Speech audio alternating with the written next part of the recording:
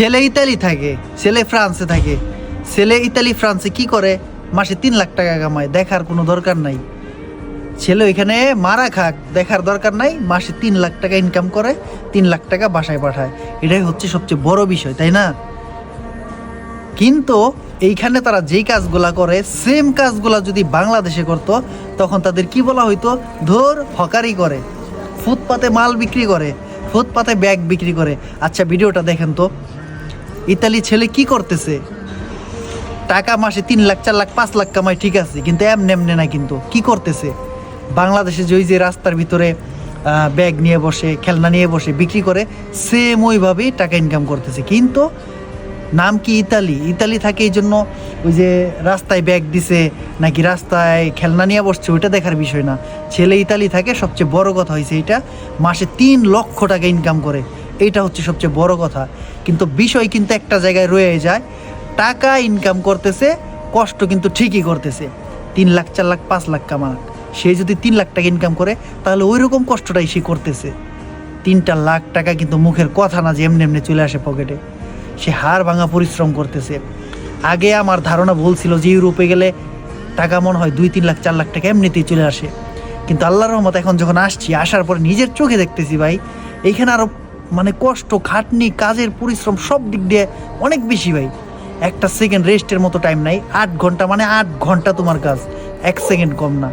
12 ঘন্টা মানে 12 ঘন্টা। আর যে নিজস্ব ব্যবসা বিজনেস দিছে এখানে, তার তো কোনো কথাই নাই ভাই, আমি নিজের চোখে দেখতেছি। সপ্তাহে 7 দিন, 7 দিনই কাজ, একটা সেকেন্ডের জন্য রেস্ট নাই। দুপুরের খাবারটা শুধু কোনো মতে খাওয়া হয়। কিন্তু ভাই এইগুলা কেউ চিন্তা করে না। দেশে থাকা মানুষগুলো একটা চিন্তাই করে, ছেলে ইতালি থাকে, ইউরোপ থাকে, মাসে 3 লাখ টাকা কামায়। কিন্তু ভাই, এই প্রবাসের টাকা ইনকাম করতে প্রচুর কষ্ট। এমনি এমনি টাকা কেউ দিয়া দেয় না, এমনি এমনি কেউ টাকা মাস শেষে বলে না দেশে পাঠাও।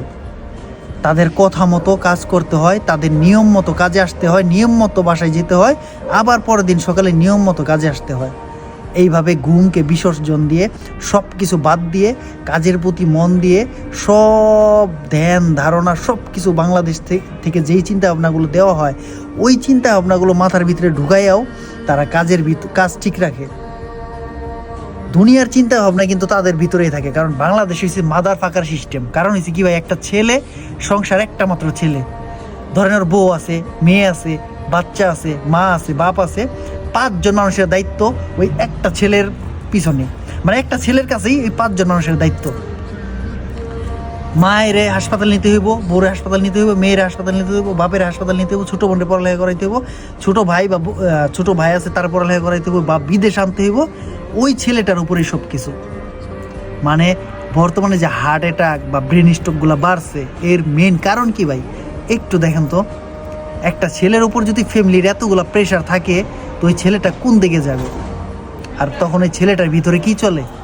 সো আমি বাংলাদেশে থাকা মানুষদের বলি, আপনার ছেলে ইউরোপে আছে, ইতালি আছে, এইগুলো নিয়ে বড়াই করার দরকার নাই। কিন্তু সে এখানে কি করতেছে ওইটা একটু ভাবুন।